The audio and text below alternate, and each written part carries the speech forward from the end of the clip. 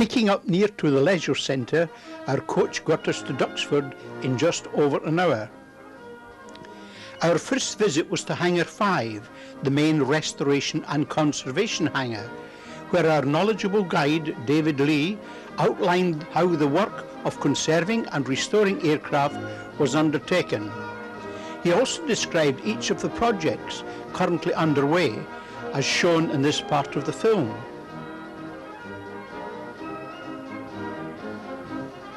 Built during the First World War, Duxford Airfield was originally a flying training school.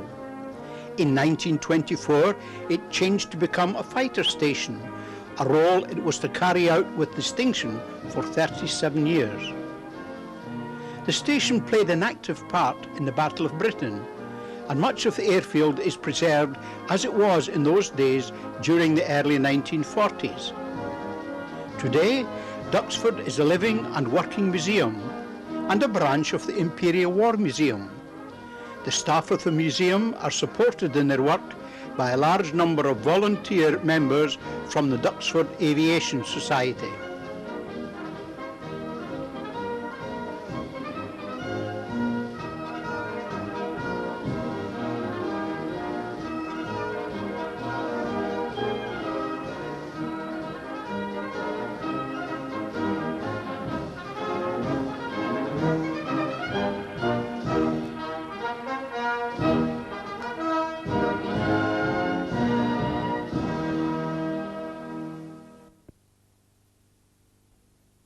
Our next visit was to the Land Warfare Hall, where Duxford's collection of artillery, tanks and trucks is displayed in a series of dramatic tableaux. Exhibits are arranged chronologically from World Wars I and II to the Gulf War, and reflect the technological advances made in 20th century warfare. The majority of the vehicles and tanks in this exhibition are maintained in running condition.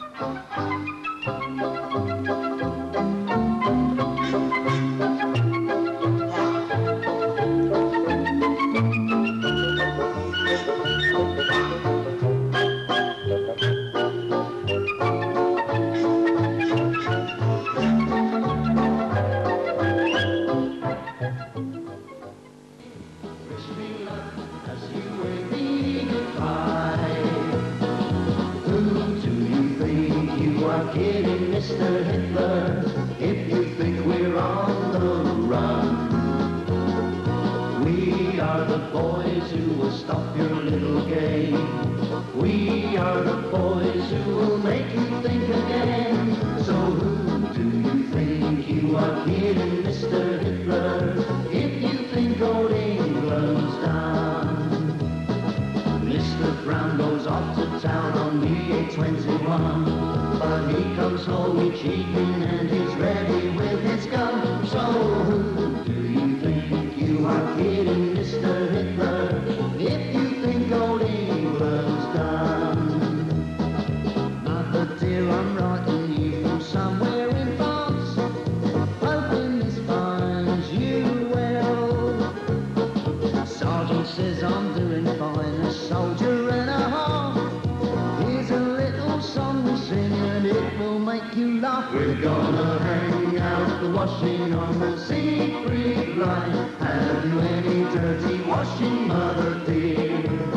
We're gonna hang out the washing on the Siegfried line as the washing day is here. Whether the weather may be wet or fine, we'll just rub along without a care. We're gonna hang out the washing on the Siegfried line, if the Siegfried line's still there.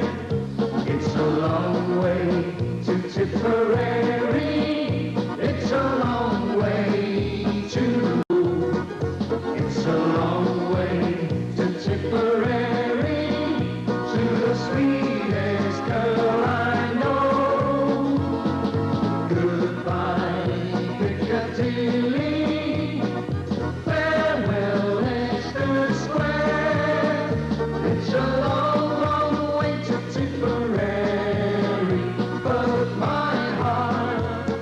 ground floor exhibition as seen from an upper balcony. Kick back and smile, smile, smile. While you Lucifer to light your fag. Smile, boys, that's the style. What's the use of worrying? It never was worthwhile. So This ground-to-air missile was located adjacent to the Land Warfare Hall, as was this Chieftain tank.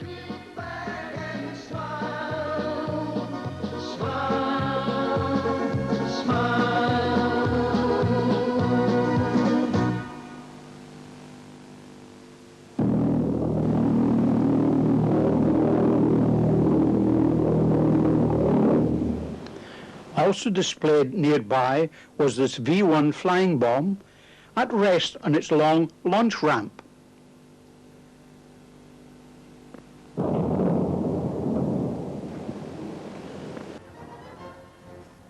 Our next port of call was the American Air Museum in Britain.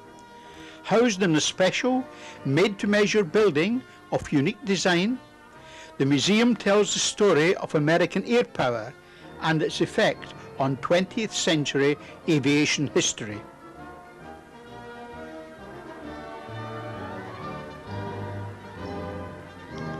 Eight of the museum's aircraft have been dramatically suspended from the ceiling in this museum as if in flight, the heaviest aircraft being the 10-ton F-100 Super Sabre. This huge B-52 Stratofortress forms the centerpiece of the display. Visitors come face to face with its nose on entering the museum.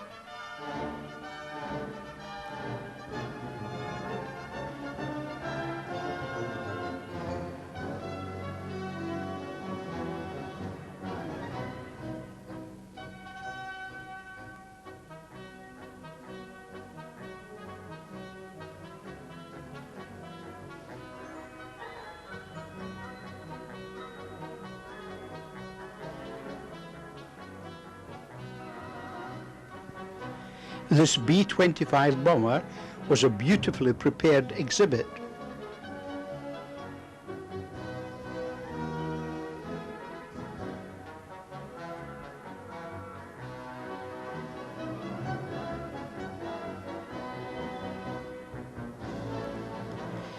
It was a B-29 bomber that dropped the atom bombs on Hiroshima and Nagasaki in World War II, bringing the war quickly to an end.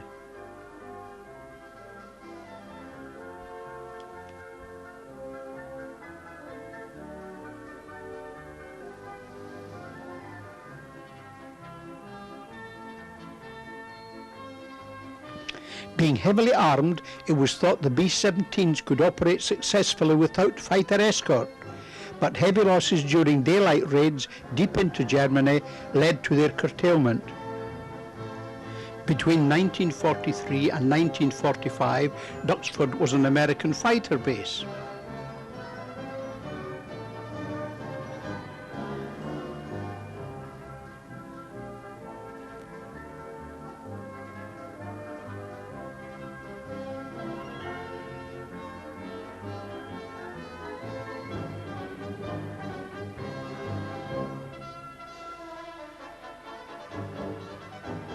The supergun was planned to have 26 of these barrel sections in its makeup.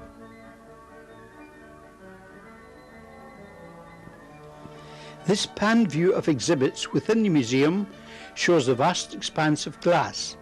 There being no sliding doors, these glass panels need to be dismantled before aircraft can be removed or added to the display. Finally, a diagrammatic sketch of the whole display.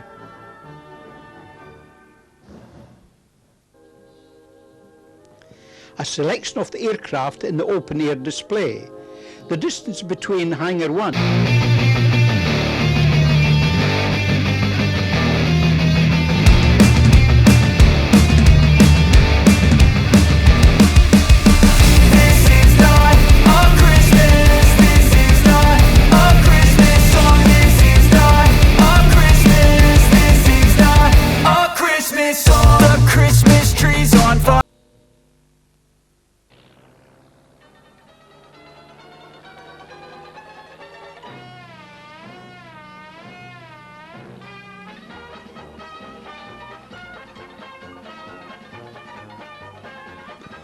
Duxford has no flying aircraft of its own, but a number of privately owned planes used frequently in air shows are in permanent residence at the museum.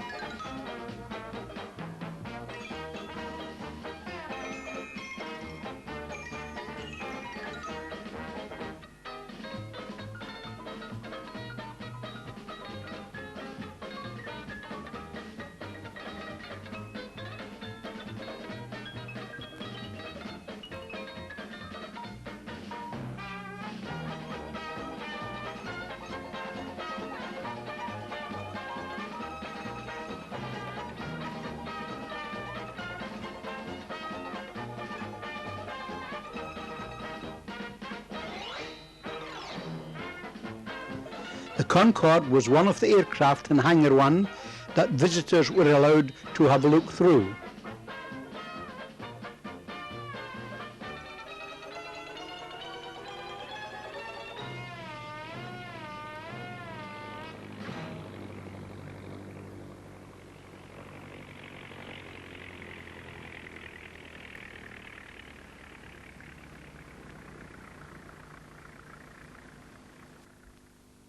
An appropriate place to stop for some refreshment. Pleasure flights in this Dragon Rapide airliner were possible. Time now to return to our coach for the journey home. We had witnessed so many wonderful exhibits in the short time available to us.